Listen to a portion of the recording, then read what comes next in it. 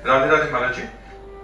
गुरुजी, कुछ जीवात्मा इस पृथ्वी पर जन्म लेते ही करोड़पति बन जाता है, कुछ जीवात्मा पूरा गरीब रहता है। ऐसा कौन सा पिछले जन्म का पूर्व का कर्म होता है?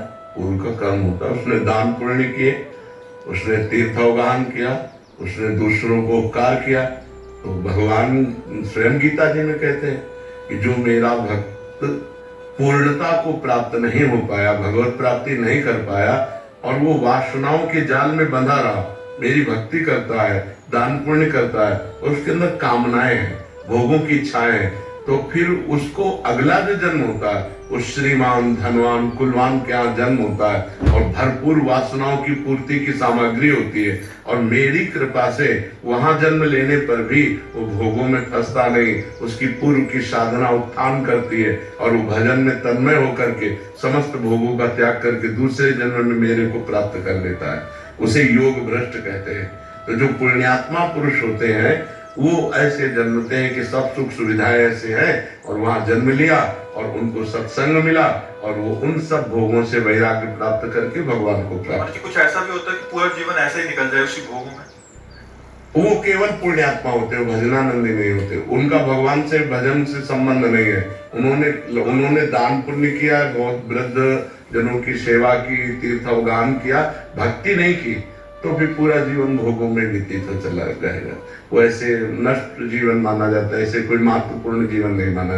महत्वपूर्ण जीवन माना जाता है जो भगवान से जुड़ा हुआ होता है, उसी का जीवन महत्वपूर्ण है। जिन हरि भगति हृदय नहीं आनी, जीवित सौ समान ते प्राणी। इस मनुष्य जीवन की मान्यता है, हरिभज छान नमान नर्तन को, मति बंछे रे मति बंछे तिल तिल धन को। ये मनुष्य जीवन का जो मान है, इस मनुष्य जीवन की जो महिमा है, वो भगवान के भजन की है, ना कि धन की। धन कोई महत्वपूर्ण बात नहीं, महत्वपूर्ण बात है भगवान से चित्त जुड़ा है कि नहीं जुड़ा है, ये बात है। विकास कुमार शर्मा जी, राधे राधे महाराज जी, आपके चरणों में दंडवत प्रणाम। महाराज जी, स्वामी रामसुखदास जी महाराज जी का कथन है कि शरणागत भक्त को भजन करना नहीं पड़ता, प्रत्युत उसके द्वारा स्वतः स्वाभाविक भजन। तो ये तो सिद्ध पुरुष का लक्षण है। शरणागति पूर्ण हो जाना सिद्ध पुरुष का लक्षण है। अभी शरणागत है, मन हमारा, शरीर हमारा, चित्त हमारा, भोग हमारे, रिश्ते हमारे, अभी शरणागत है। शरणागत बहुत ऊंची स्थिति होती है। जिस बात को कह रहे हैं वो पूर्ण शरणागत है। मन कृष्णाकार, बुद्धि कृष्णाकार, चित्त कृष्णाकार, अहम कृष्णाकार, शरीर समर्पित, वाणी समर्पित, मन समर्पित, स्वयं समर्पित, उसे शरणागत कहते हैं। तन वांग मनोभिरमले शोभम तविवाप्ता। श्री कृष्ण अनुकूलेन प्रतिकूल विसर्जनम। प्रतिकूल एक वृत्ति भी नहीं रह गई, तो भगवदाकार वृत्ति है। तो शरणागत होने के लिए तो भजन करना चाहिए। जब शरणागत हो गया तो भजन स्वतः होता है। नहीं तो क्या तुम शरणागत नहीं हो क्या? मैं उच्चारण शरणागत हो क्या? निरंतर भजन होता है? ईमानदारी से बताओ। जितना प्रभु करवाए निरंतर भजन, इसमें प्रभु करवाने की बात हो तो केवल दैन्यता की बात होती है। ईमानदारी से बोलो, प्रभु के सिवा चिंतन में और कुछ आए ना, निरंतर भजन।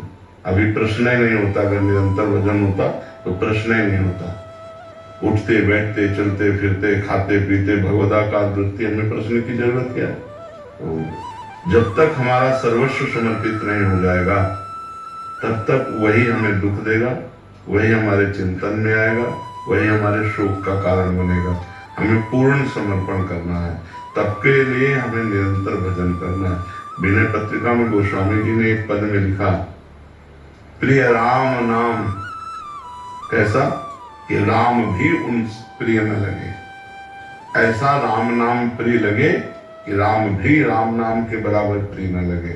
अर्थात अगर हम नाम जप करें भगवान सामने आ गए तो नाम जप नहीं छोड़ेंगे, भगवान चाहे चले जाए। इतना प्रिय भजन होता है शरणागत का। अभी हमारी स्थिति कहाँ है? अभी हमारी स्थिति जगत में ही है, जगदीश में नहीं है। हर समय भगवदाकार वृत्ति, जिसमें किंचन मात्र न कोई स्त्री न पुरुष, श्री राम में सब जग जान। सारा जगत जिधर दृष्टि डालो श्री राम ही श्री राम दिखाई दे रहे। अभी वो स्थिति तो शरणागति के लिए महापुरुषों के वचनों का सदुपयोग करे, दुरुपयोग न करे। क्या हम तो शरणागत है, शरणागत को तो भजन करना नहीं। तो हमारी इंद्रियां, हमारा मन, ये विषयों में चला जाएगा और हमारे द्वारा कुमार्गामी प्रवृत्तियां होने लगेंगी। शरणागति तो दूर रही, नरक की प्राप्ति होगी। शरणागति का मतलब है अनन्यस चिंतयन्तो, अन्य चिंतन ही न हो। शो अनन्य गति जाके असमत न टरे हनुमंत, मैं सेवक सचराचर रूप स्वामी भगवंत। ये स्थिति चौपाई दोहा याद कर लेना, हम जैसे याद करके बोल दिए, आप याद करके बोल दिए, ये अलग बात है। स्थिति, इस स्थिति के लिए निरंतर नाम जप, कोई और साधन नहीं, निरंतर नाम जप। महाराज जी